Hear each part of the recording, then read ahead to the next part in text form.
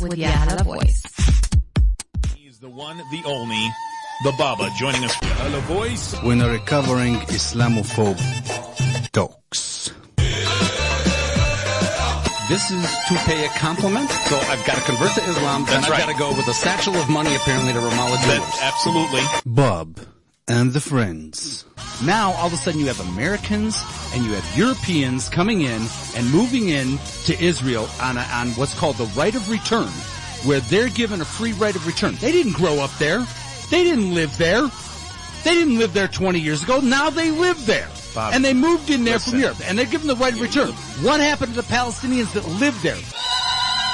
Yalla Bob, انزل على الدبكة. Ladies and gentlemen, welcome to another exciting episode of BAWB and Friends. Today, lots to go over today. It's going to be a jam-packed show. Obviously, last night, or yesterday, we got the results in of what's being called Colossal Tuesday, and really showing that we are definitely going in the direction of a Donald Trump-Hillary Clinton showdown, but not without the remaining people in the field. They're still there. And one of those people that's still there is Bernie Sanders. So we're going to be bringing on in a little bit somebody that's on the Bernie Sanders side and somebody that's on the Hillary Clinton side. We'll be talking about that. We're reviewing the demonstration, actually the rally that was held at the Donald Trump rally that he tried to hold last Friday at UIC. I went down there. A couple of my friends went down there, and I'm telling you, do not believe what you saw in the media. This was not a bunch of hooligans and thugs and, you know, an ugly scene. It was a fun, festive environment. I had many pictures. I had a great time. It really was a good time had by all that were there.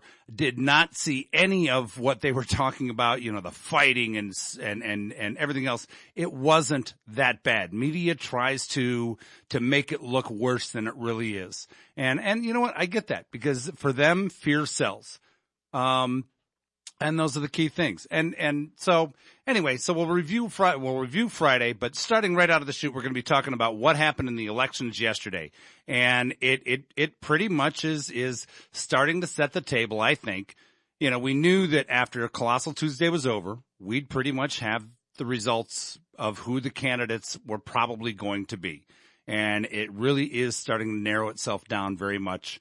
And it's going to be increasingly more difficult for anyone else to get a path to the nomination other than the two front runners right now. And one of the people that I'll be bringing on here momentarily is Amir Zar. And Amir Zar will be, we're efforting right now to have him call in.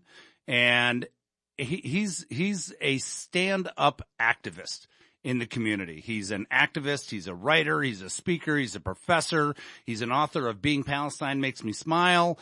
He went on tour in Carnegie Hall. He just came off tour with Muhammad Asif. So I mean, he's totally involved in this project, and he backs Bernie Sanders. And I want to talk what happened there in Michigan. But on the other side of the coin, we have a gentleman who is a good friend of mine, Rashad Darwish, who has been a media personality. He is captain for Team Palestine. He is a strong activist. Team Palestine, by the way, raised over $500,000 for the children of the Palestine Children's Relief Fund. Really an outstanding job. And he's also right now producing a documentary on Team Palestine that is going to be leaving soon for Palestine. And they're going to be running in the Right to Movement marathon here coming up in just a couple weeks. Rush, welcome to the show, buddy. Well, Bob, I'm very glad that you are still my friend. I lost a lot of friends in the last 24 hours, but I'm alive. Yes, you have. Well, and I'm glad that you, being Palestine's #1 sympathizer, remains my friend. Thank you so much. You know, thank you. You're more than welcome, buddy. And you know, I mean, it's sad that people lose friendships. I mean, I think I told you, I've lost family members over this. I mean, I haven't lost them, but and you yes. told me a story that we can't say on the air today, but I'm still laughing about it. I know. And you shake your head and you go, really close family members are turning on you, Bob. I'm sorry. And same with you, brother. I mean, you've got very similar circumstance there. And it's wild because, I mean, it's politics, and you and I seem to treat politics more as a sport. And the way we also see it is that the more people involved, the better. And I mean, yeah, absolutely. That was the mission. At the end of the day, it's the easy thing to do.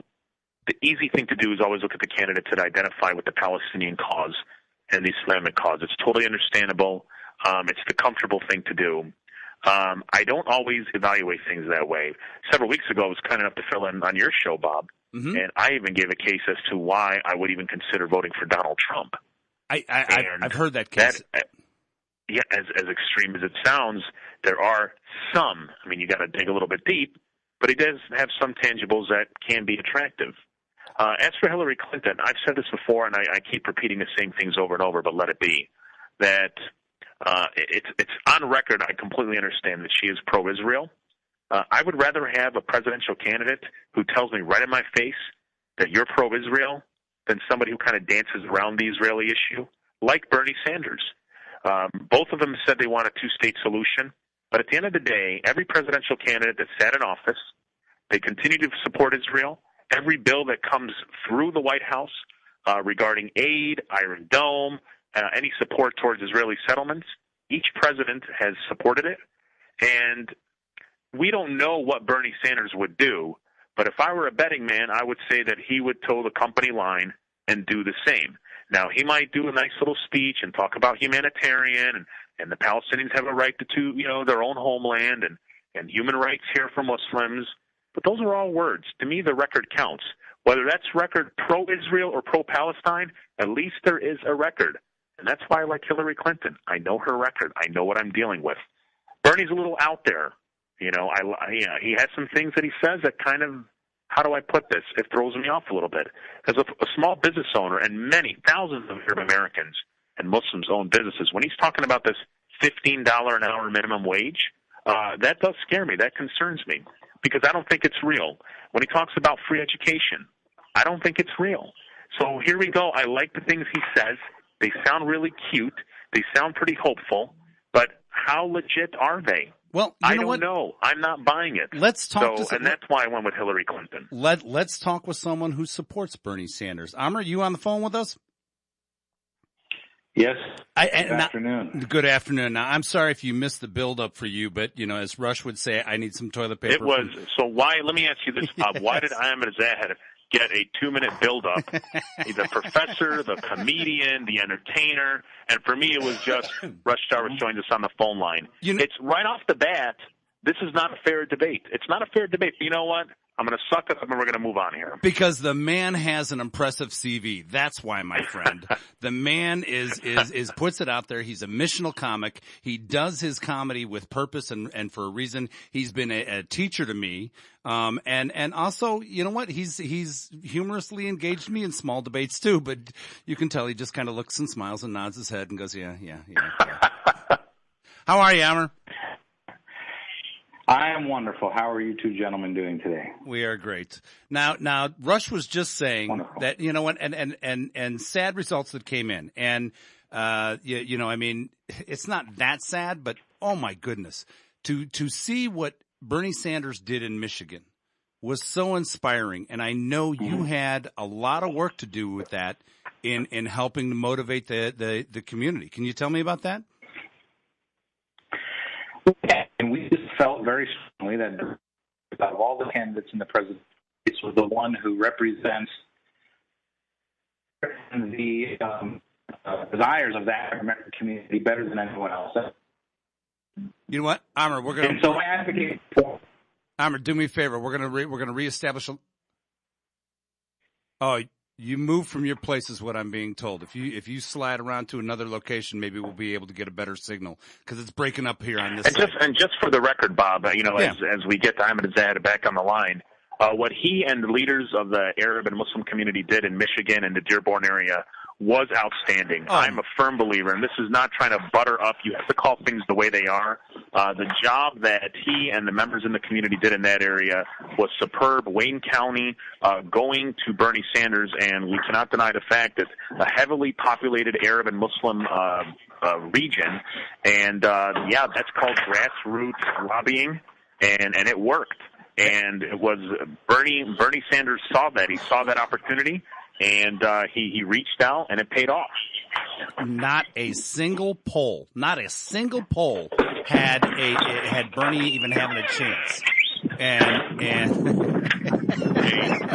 Bob, it sounds like equipment's being thrown out. It seems like equipment's being thrown all over the place. What's going on over there? It sounded like a soundtrack, like a background soundtrack for a horse show. You had the screen door open and close. You had wind blowing. I thought you had a voice was under attack. I was nervous there. Amr, you okay? Did you make it through with us? Amr, you there? I moved outside for you guys.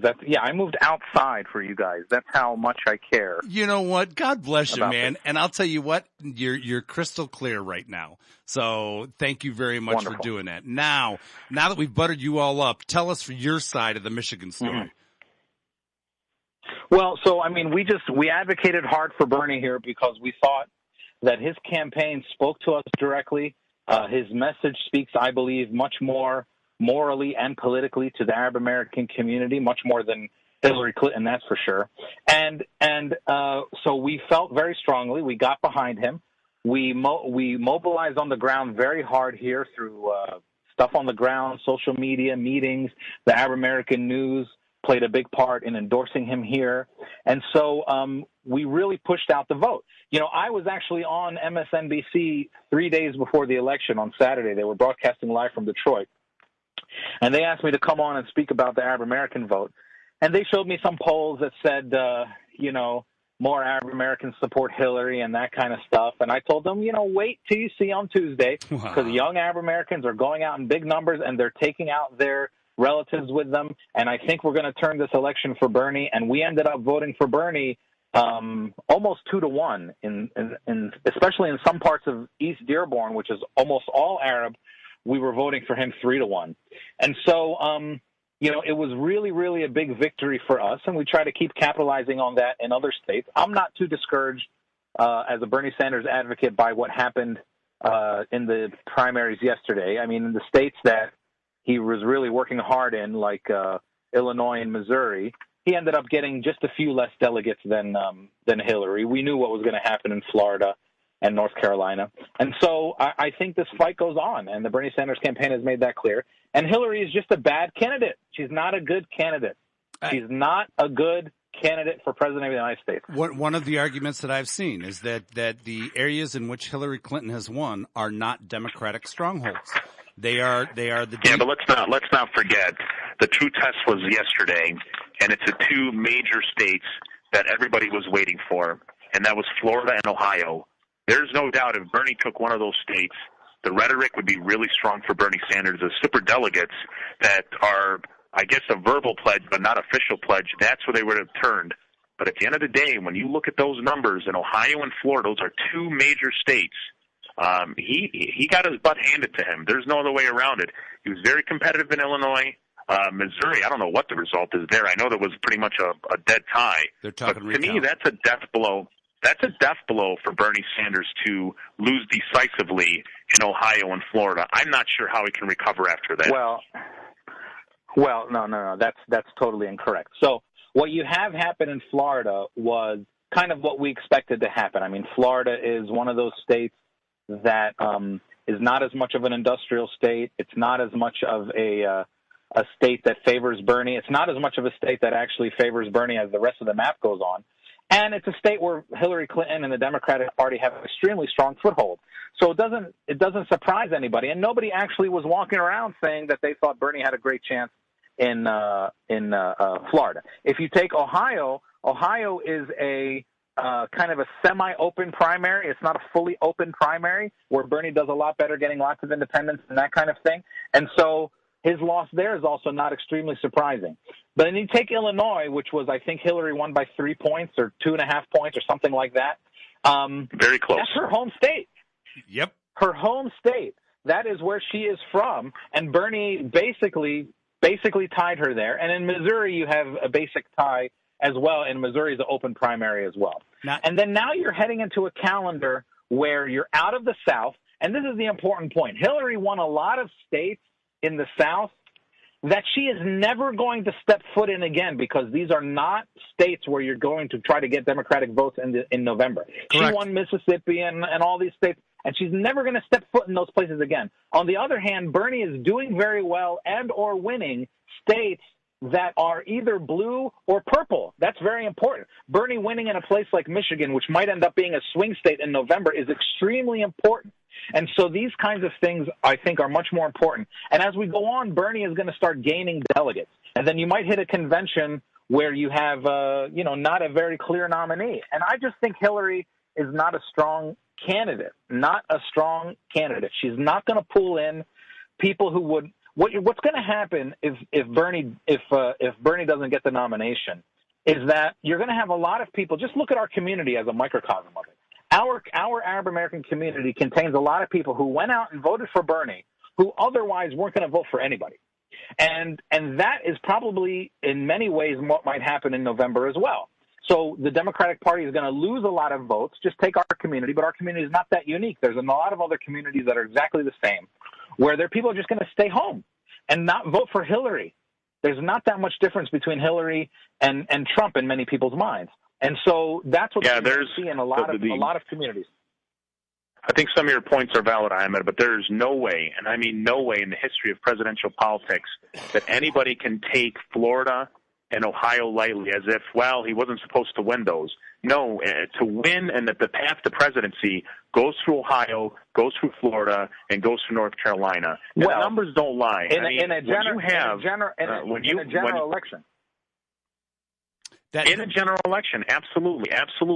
And if you can't win in the primaries, it's even harder to win in a general election, even with Donald Trump. And let's look at the delegate count. Well, Hillary won. You have to look at the delegate count right now. Ahmed, let me just make this point. Now, you and I, there's no doubt, we can go back and forth in terms of how bad Hillary is and how great Bernie is. But at the end of the day, if you look at who is electable in terms of getting out, at least you got to beat the person in front of you before we look into the next level, to the next round. And right now, Bernie Sanders would have to win if I'm not mistaken, he'd have to win 70% of the vote in every state from this point forward. Basically, he'd have to slaughter Hillary Clinton in every state to catch up to her. I mean, she's got 1,606 delegates to Sanders 851. Those are the superdelegates included. Yeah. That's a huge number. That's huge. For a second here, Rush, assume here that the wheels are going to turn off. The superdelegates, as we're aware, can shift. So really, the way to look at that is it's 1,100 to 825. It really that's true. But also, let's point there's nothing that indicates that these superdelegates, who are really, let's be honest, they're more establishment Democrats. There's nothing right now that would indicate any type of shift, especially after yesterday. The Florida and Ohio victories for Hillary all but sealed the deal for her. And I know all the Bernie supporters are moving forward. You should, because he is competitive. He has shocked the world to some degree. But this is still Hillary's race. No other way around it. He is going to get a strong voice. Let me Go ahead, Amr. Let me say quickly, Hillary. Sure. Back to Rush's points about Ohio and Florida. These are interesting points, but they're not applicable necessarily in a primary. If you remember history, in 2008, Hillary won both Ohio and Florida from Barack Obama. And so and then Barack Obama ended up winning both of them in the general election. So to say that, you need to win these in a primary against your Democratic opponent in order to win them in the general election, history just doesn't bear that out. So it's not a valid argument. The other problem you have here, too, is that with these super delegates, they're going to go the way the wind blows. So I wouldn't think of them at all as – and remember, they legally don't cast their vote until the – But, Ahmed, where's the wind blowing, man? The wind is totally blowing for Hillary Clinton. The wind is blowing completely her direction. There's nothing that indicates otherwise. Well, all I'm saying now is that you can't figure them into your totals. It's not fair to the Bernie campaign, and it's actually a travesty by the media when they put these totals on TV without separating them out. It should be just talking about pledged delegates. And pledged delegates, Bernie is behind. But we're entering major calendar now in the primary, which favors him a lot more. We're going to go to big states like California, New York, New Jersey, which favor him a lot more. Now, maybe this will all work out that at the end of the day, Hillary wins the nomination. I hope not. But I believe Bernie still has a very strong chance to win the nomination. Also, let's not underestimate the fact, and I'm not trying to put on a Republican line here, but Hillary, even if she doesn't end up getting indicted or whatever, who knows what sort of scandals? I mean, with the Clintons, we never know. Who knows what sort of scandal might come up in the next 3 months? Trust me, if you want Trump to lose, you don't want Bernie Sanders dropping out of this thing before the convention. You definitely don't want. Let me tell you, want Bernie Sanders to hang around. scandal. I agree with that. Yeah, there's been scandal surrounding the Clintons, thanks to the Republicans, since the early 90s, into the 80s and the early 90s. Matter of fact, when Hillary Clinton had her congressional hearing, was it 2 months ago, she completely destroyed them. They have tried and they keep trying, and this is not the Democrats, these are the Republicans who are so intimidated of her, are trying to bring her down. So I wouldn't take this as a victory for Bernie Sanders. This is once again the Republican establishment trying to take her down because of the fact that they're really intimidated by her. And I would not look at this as any situation where she's going to be taken out of the race or going to jail. That's a big talk by the Republicans right there. I have to. Well, that might be. Go ahead. No, Amr, go ahead, please.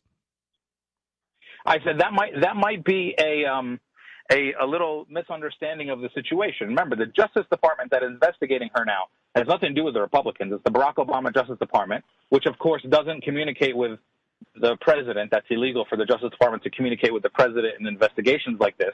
But it's not a Republican-led thing against her in the Justice Department. And let me just say this. As somebody who went to law school and teaches law, I'm not a criminal lawyer or anything like that. But let me tell you this. The FBI does not go around giving people immunity when they're just conducting some routine inquiry into whether or not a server was okay or not. They give people immunity when they are conducting a criminal investigation. And who knows whether or not she is the main subject of that investigation, but her actions surely are. And so let's be very careful to dismiss something like that. Maybe it'll end up that it's nothing. But at the end of the day, trust me, if you don't want Trump to be president, you want Bernie to hang around as long as possible. And then maybe, a little later in this conversation, we might get into the issues of why, as Arab Americans, I believe it's just morally wrong to vote for Hillary. Maybe we'll get to that at a certain point as well. I would like to go there. We can get into it right now. I would very much. There's no doubt. I've said this many times before. I have no problem with the president of the United States that's pro-Israel. If Hillary's pro-Israel, that's no problem, because at the end of the day, it's the Palestinians who are going to liberate Palestine.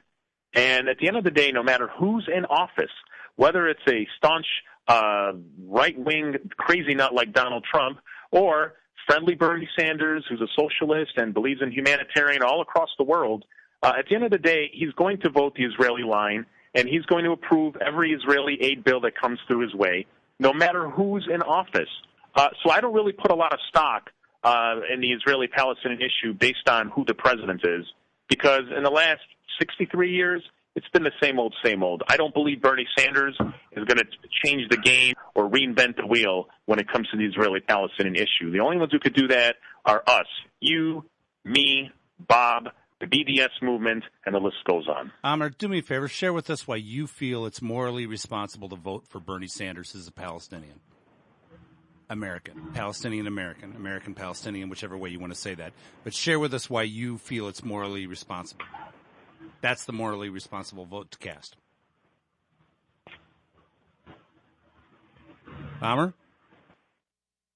Man, it looks like we lost him. You know what? We might get back to him. We're going to try. We're efforting to get him back. In the process of getting him back, I'm pretty sure he'll come on and, Yeah, let's not say what he'll say, but you know what? No, I'm giving you my take on this.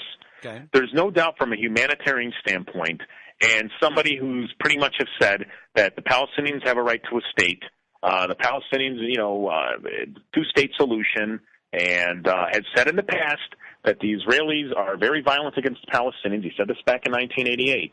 And that's all fine and dandy. But at the end of the day, words don't matter. It all comes down to action. I don't care if Bernie Sanders tells me as a Palestinian that I deserve a homeland and we have rights. The question is, what will Bernie Sanders do when he's in office? Will he vote against the UN Security Council vote? Will he vote for Palestine and against Israel? President Obama didn't do it. Hillary won't do it. Bush didn't do it. And let's not kid ourselves. Bernie Sanders won't do it either. So he's a nicer guy. There's no doubt he's a sweetheart. And Hillary Clinton's more abrasive, and she's a lot tougher, and she comes across a little mean. But I know what I'm getting with Hillary. And Bernie, he's just a nice guy, and that's nice to know. Hang on there a second, Rush. We've got a caller that called in. Who are you and where are you calling from?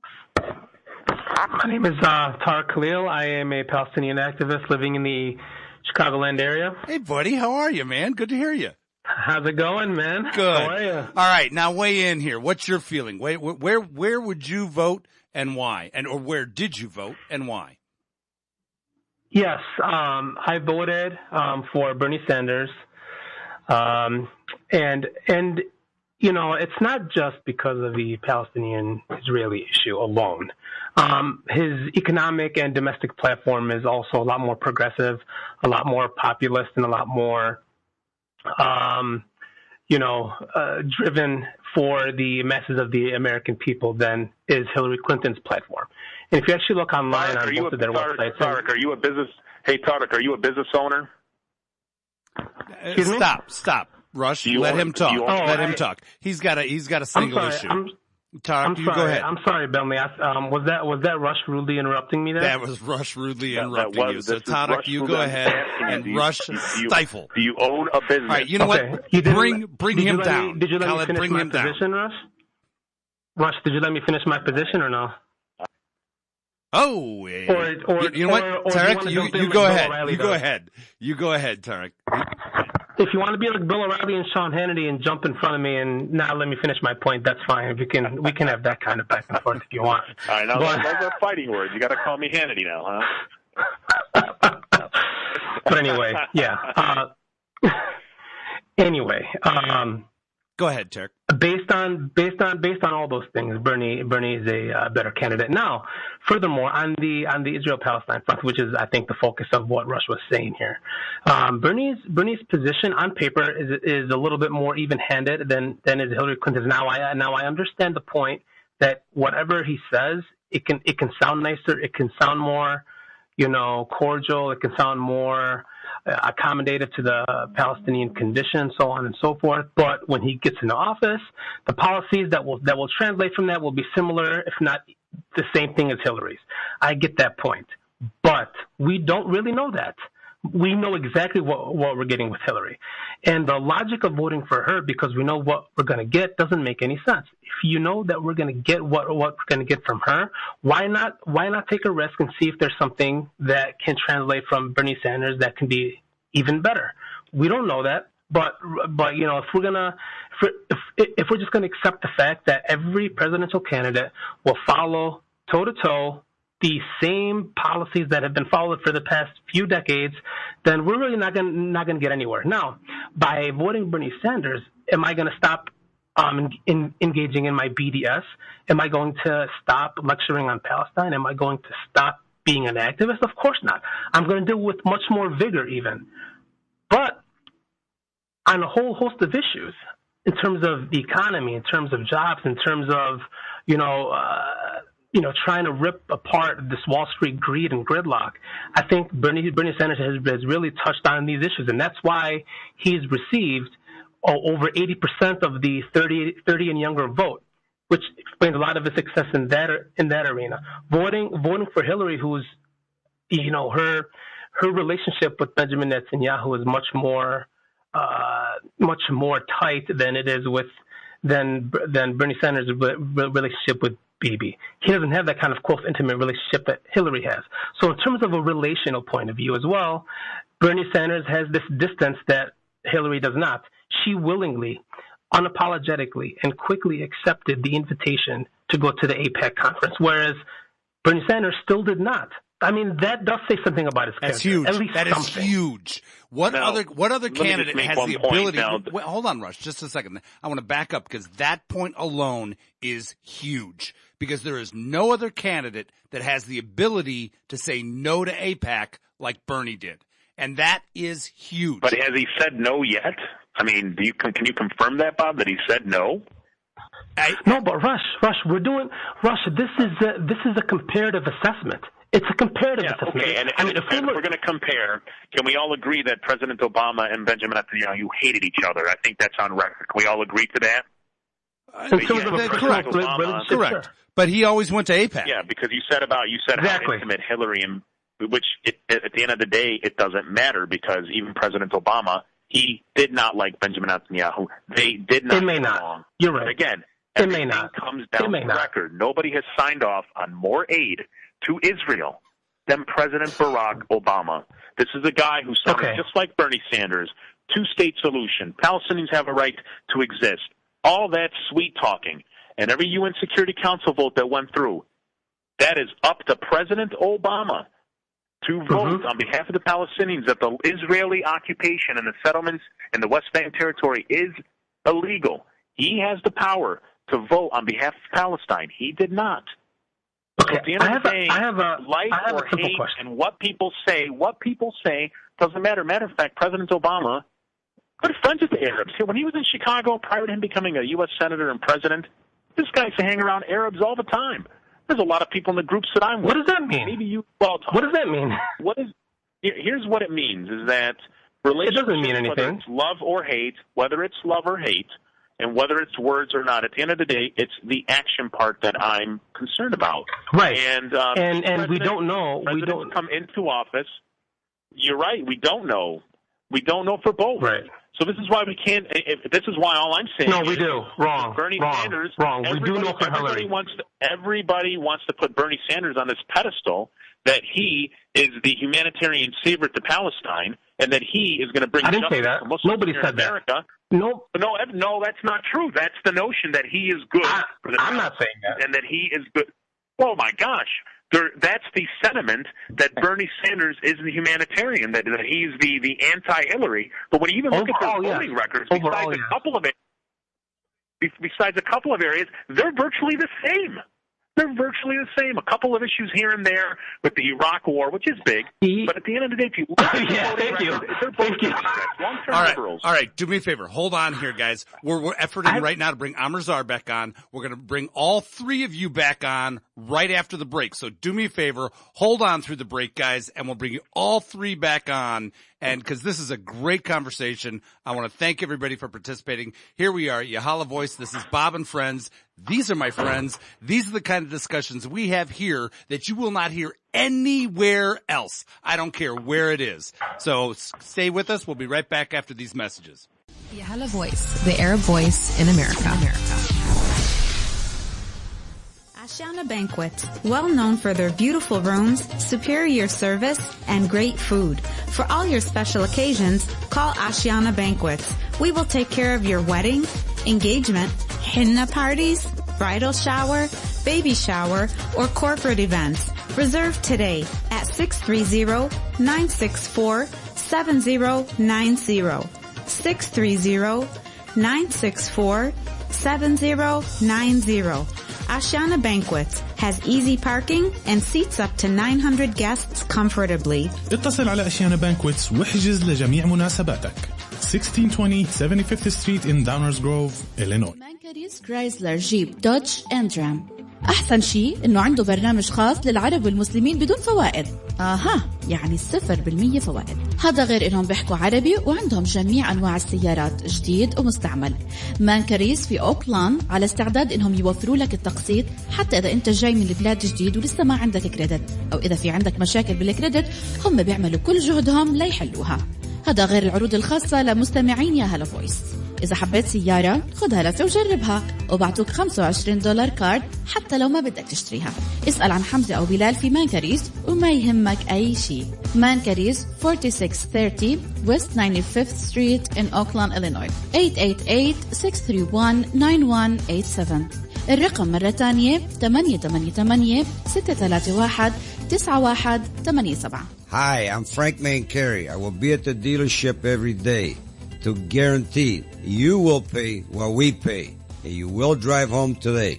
Mancari's the one. Not sure of a career choice? Interested in updating skills? Returning to complete a degree or professional certificate? Pursuing training to re-enter the workforce or for career advancement?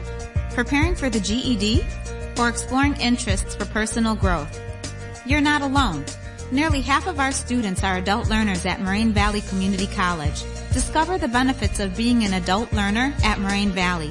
Attend one of our free adult information sessions where you can learn more about course options, how to enroll, get information on obtaining financial aid, and much more. Wednesday, April 13th, from 5 p.m. to 7:30 p.m. in Building M on our Palos Hills campus. For more information, please visit us at morainevalley.edu.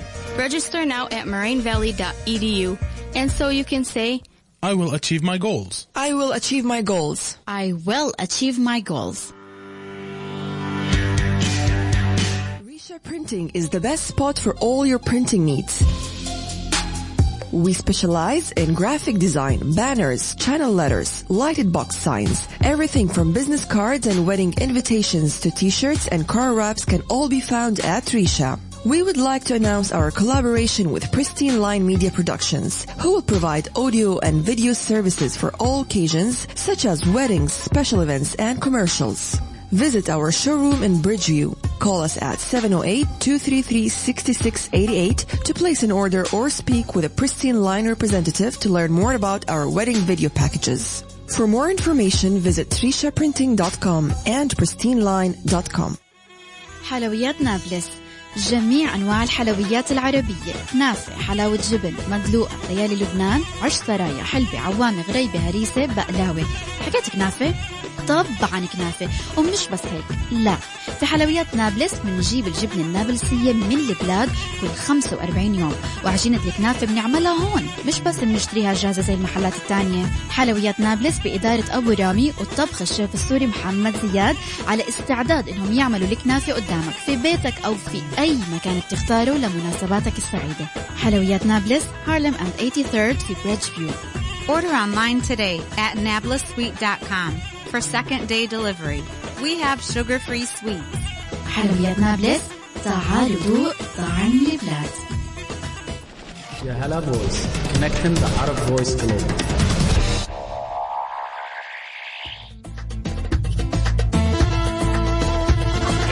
And we're back for my weekly therapy session here on Yahala Voice. This is Bob and Friends. Joining me on the line is my friend Rashad Darwish, Amr Zar, and our a strong Palestinian activist, Tarek. Tarek, you were just making a point about Bernie. Go ahead. Yes, I briefly discussed the moral component. I really wanted to get into the practical component here. I heard a lot, about Hillary winning most of the states, and she won all the states last night. Therefore, the practical choice, the easy choice, is obviously Hillary Clinton. However, we have to understand how primaries work. The momentum may have shifted just slightly in Hillary's favor, but Bernie Sanders, in terms of delegate count, is actually within striking distance. All of the states most favorable to Clinton so far, including the Deep South, have pretty much ended. Now we're going to move into states where Bernie Sanders is actually favored to win. So in terms of the delegate count, the momentum is actually going to shift in Bernie's favor as well. So Bernie's not out of this by a long shot. If you heard his 1 hour speech yesterday, there was nothing in that speech that would have indicated that he was conceding anything. So I mean, we have something to see in the coming weeks and months. But remember, he only needs to win 58% more of the delegates moving forward. So that's only a little bit more than half. This is not over by a long shot. This will go all the way, I think. Absolutely. So I just wanted to make that point clear for the listeners. Yep, and that's a good point to be had. Amr, you also had a point about the moral responsibility to vote for Bernie over Hillary. What's your feeling there? What's your reasoning on that? Well, so and this is where I think my main disagreement is with Rush. When you walk into a voting booth, especially in a primary, by the way, when you walk into a voting booth, you should be voting for the candidate who represents what you want in government, what you want America to be, not for the candidate who you think is going to win. If we all voted for the candidate who we think is going to win, then what is the point of having these kinds of things? Then you're not really voting your values. And to me, I believe that Bernie is the man over Hillary. For if you're an Arab American or a Muslim American or a Palestinian American, I think the argument is very clear based on three major factors. We might remember back in 2000 when Hillary was running her Senate campaign in New York. She took $50,000 from Arab and Muslim donors. She was accused the next day of taking blood money by her opponent, Rick Lazio, and she gave back that money. She had a ripe opportunity to stand up to Islamophobia and anti-Arabism, and she didn't do it. She caved in just like every other politician. Also, we might remember that she is now her major donor is this guy named Haim Saban, who is a mega billionaire, right-wing, pro-Israel guy out of Hollywood. He's the Sheldon Adelson of the Democratic Party, and he supports her. He's given over $6 million to super PACs for her so far, and he brags about how he's friends with the Clintons, and he's supporting her greatly. In fact, after the Gaza war of 2015 that killed 1,500 women and children and civilians, he raised $34 million for the IDF. And he is her boy. All right? And that is number two. Number three. Thanks for you. By the way, can I just pause you there for a second? Thank you for using boy instead of the other B word. But yeah, keep going. Go ahead. Point number three. And the third reason is that she has said openly in a letter to Mr. Saban that she would vow to counter BDS. BDS, which is the nonviolent resistance, right? They've been asking us forever as Palestinians, hey, why don't you be nonviolent? Okay, fine. Now we're being nonviolent, and we have a major presidential candidate who is saying that is not even legitimate criticism of the state of Israel. So I heard Rush, before I accidentally got cut off earlier, that every president is pro-Israel. That's fine. Yes, every president has been pro-Israel. Hillary is a special crop. She is not just your run-of-the-mill pro-Israel. She is in bed, no pun intended, with the pro-Israel lobby, and she is very, very pro-Israel, to the point where she has said she'll kill BDS. I mean, what kind of American ideal is it to say that you will kill BDS, a speech movement, a practice in political speech against the state? This is who we're dealing with. Bernie Sanders is... Oh, and you know what? That is why I love, and he got right to that final point before we lost him again, but I'll tell you what, that is why I love Amr Zar. Nobody is as crystal clear as he is, and that's also why, as a missional comic, he is so awesome in what he does. Tarek, I'm going to let you have the last word, and then I'm going to move on to the next segment, which is the great rally that I was at on Friday.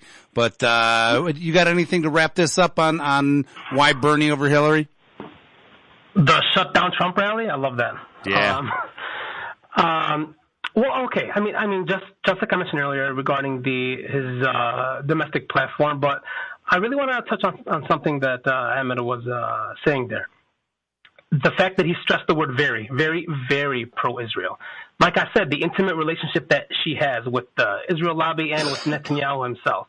This is something that is a major distinction that is that we can draw with Bernie Sanders. And and I want to stress one more point that Ahmed made. You can't go into a primary election using general election logic, and that's what I think Rush is doing here. Hillary seems to be the person that's going to win. Therefore, I'm going to vote for her against any of the other Republican candidates. No, because as a Democratic voter, your vote should be between Hillary and Bernie. It's between those two who you like best. Who do you think is best fit for president? Who do you think shares your values, so on and so forth. And that's the logic that voters, especially Arab voters, Muslim or Christian, should be using when going into the polls. I completely agree with you. Tarek, thank you very much. Amr Zar, I want to give him a special thanks and shout out. And Rush Darwish, I want to thank all three of you guys very much for coming on and joining me. And I'm very thankful for having friends like that to come on and give me a perspective, like I said, that you're not going to get anywhere else on the dial. I'll tell you why I voted for Bernie. I voted for Bernie because I thought Bernie winning Michigan was impossible. And Amr and the rest of the people there in Michigan showed me the impossible was possible. And therefore, in my opinion, just to reward that effort, I felt I needed to give back to the community, and I needed to support Bernie Sanders for that reason. Almost, and there are many other reasons why you can support Bernie, but for me, it was to see what we've been hoping for all along, and that is that the community will rise up and band together. And another time that we saw the community rise up and band together was last Friday night. Donald Trump came into town, was going to the UIC pavilion to try to hold a rally, and a bunch of other people said, you aren't bringing your hate into my town without me raising my voice and getting in your face. And it was a wonderful time. And on the line with me now is my good friend Mina, and she is going to be blogging about this shortly at Huffington Post. Am I correct? Yes. How you doing, Bob? I'm great. Oh, I'm sorry I missed seeing you. I know you saw my balloons. Oh my gosh, yes. I pushed my way through the crowd even though I'm a little claustrophobic, but it was worth it. I'm like, we've got to find them. We see the balloons, and then I see that someone else was holding them, so we're like, he took off to something else. I was starting to get cold and chilly. I mean, it started to get really cold, and I did not dress appropriately. I had that my favorite T-shirt on at the time that I was wearing, and so you know, it got a little chilly, so I took off, but this very nice guy comes up to me and he goes, "Are those balloons for sale?" And my first response was no. And you know, like, no, they're not for sale. And then the little girl with him, you know, she goes, "I need to tie my shoe, but it was so crowded she couldn't bend over."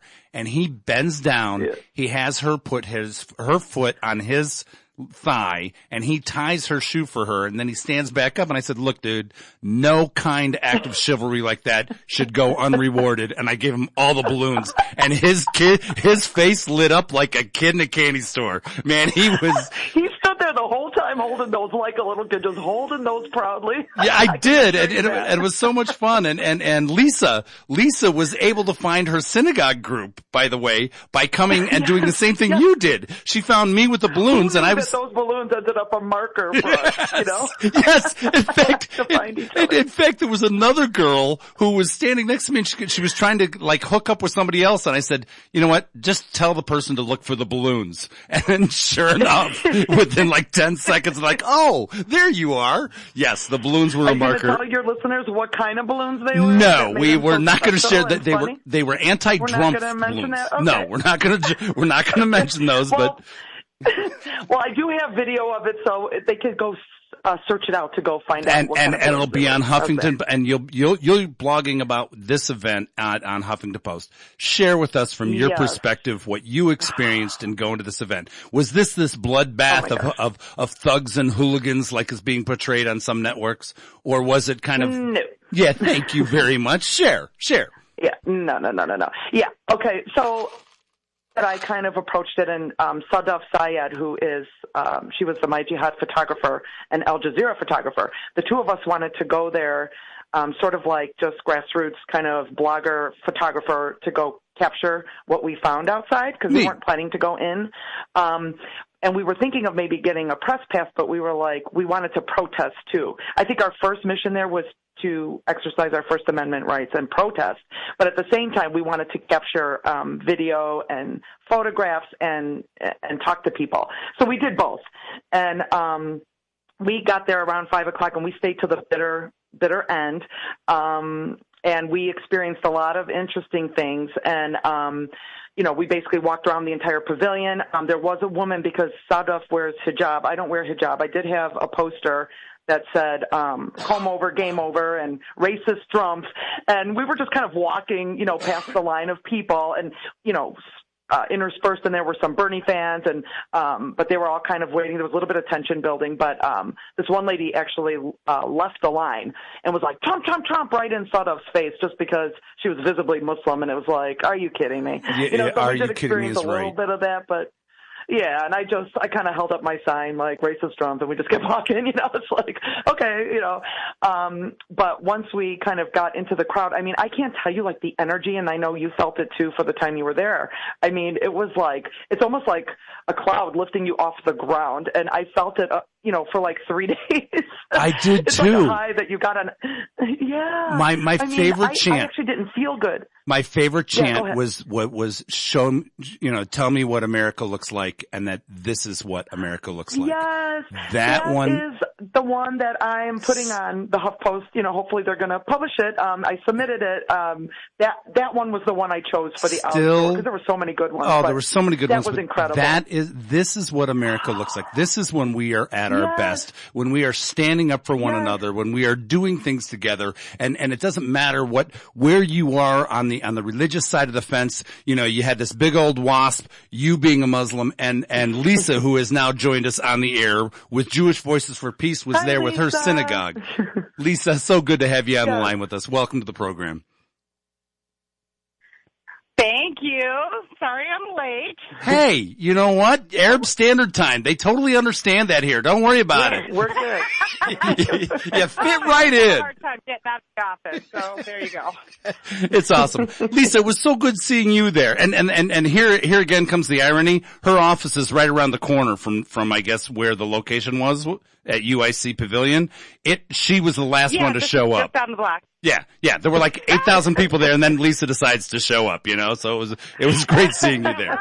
Well, I got off work at 5, and then I couldn't get anywhere near the place for parking, so I ended up parking by St. Ignatius and then having to walk back, which was about 7 blocks. So yeah.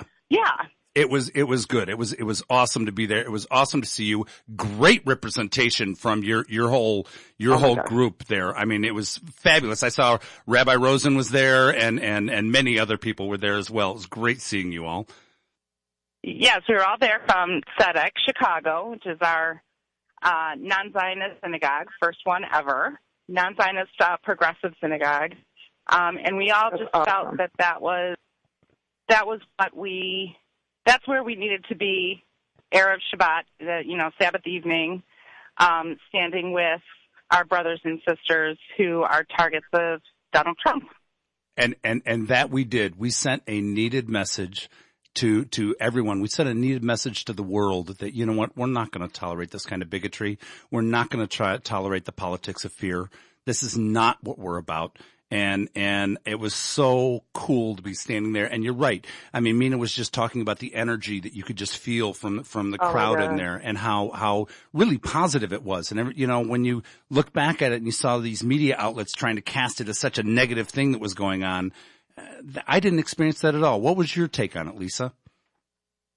Oh, I said it was a love fest. I mean, it was an amazing energy out there. People were just total strangers helping each other out. There was one woman with a sign, but she was exactly parallel with me, so I couldn't with my camera, I couldn't get the front of the sign into my viewfinder. So I kept contorting my body to try and get it into the viewfinder. And this man behind me, who was like 6'2" or something, he noticed, and he's like, "Are you trying to get a picture of that sign?" And I said, "Yeah." So he leaned over with his big long arms and poked the woman on the shoulder and said, "She's trying to get a picture of your sign." So she just turned it around for me, and took the picture. And when people were trying to take photos of each other, other people would be like, "You want me to take a photo for you?" I mean, it was just really, really such a nice energy. I was shocked when I got home and started seeing the footage and listening to the way they were portraying it. I mean, even for my friends who were inside the arena, what they were reporting is not what their experience was. Instead, they looped together the little conflicts that they could find, and they looped it together over and over and over and over again. Over and over again. Yep. Yes. And really, they were little. Everyone said. Yep. Little pushing skirmishes that really, I mean, were much less violent than what happened to the poor guy walking out or that was being escorted out in North Carolina. He got cold cocked from the side. Nothing. I didn't see anything like that at all. Yeah. They were de-escalated. Everyone said any little individual skirmishes were de-escalated so quickly, yet you wouldn't think that they really wanted to define the entire experience of, 6 hours or however long we were out there by, a 30-second confrontation here and a 30-second confrontation there, which is pretty ridiculous. So that's why, I wanted to get out there and talk to the organizers of the event and get their take and give them a voice. Hopefully, no one cares about their voice and what their reason is. They just want to put a thug label on college students.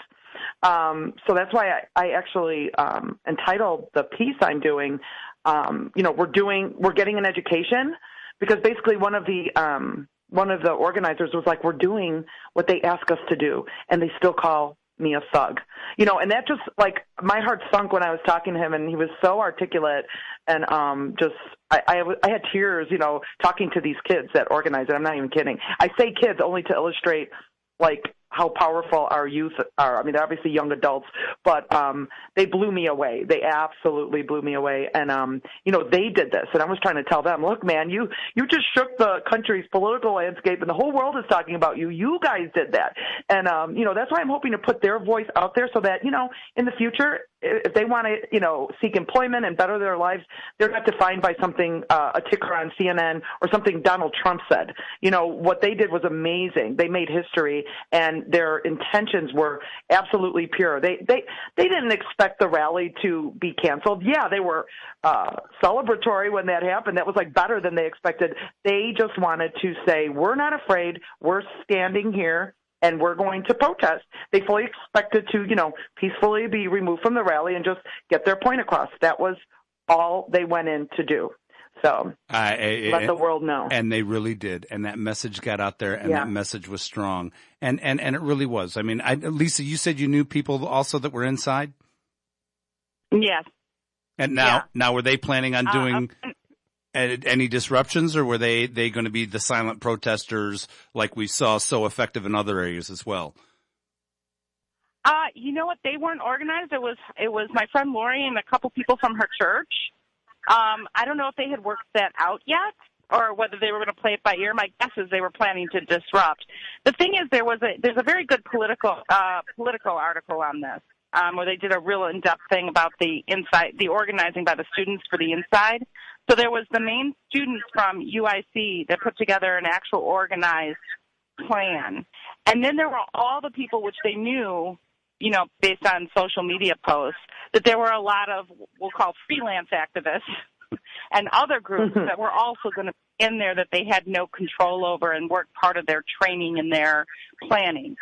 And so my friend Lori and her friend, they said it was so surreal because Lori's white, right? So she goes, it was really funny. It's like, she goes, we kind of assumed, like, the people of color that we saw going in, whether they were black, Hispanic, or Arab, or Muslim, like those people were going to be there, that they were there in opposition to Trump.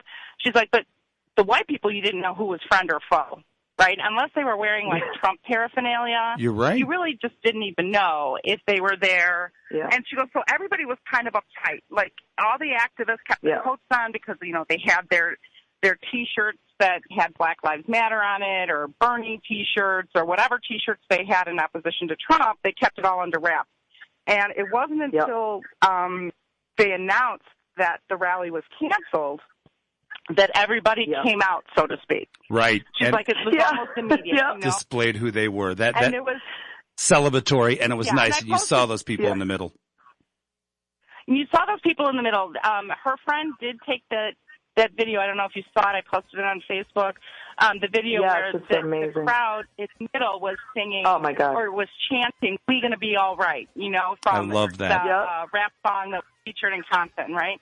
So they're all cheering and they're jumping up and down. It was huge, and everybody else who wasn't really part of their, part of the student organizers, but they were there to protest Trump. They all, ripped off their coats, showed off their T-shirts, unfurled their banners, were waving their flag. Some of the kids I talked to. I apologize. and I'm getting the wrap contrast sign here, Lisa. We're going to have to do this again when we have longer to talk. But you know what, Lisa, thank you very much for joining us with Jewish Voices for Peace. I want to give also thanks to Yasmina, who we're going to see her piece coming up here in the Huffington Post. And thank you all very much. Thanks to all here at Yalla Voice for giving me a voice. All right. To be able to raise this up. God bless all. Take care. On. We'll see y'all next week. Bye. All right. Bye-bye. Replay tomorrow at 11 a.m. We'll talk to y'all later. Bye-bye.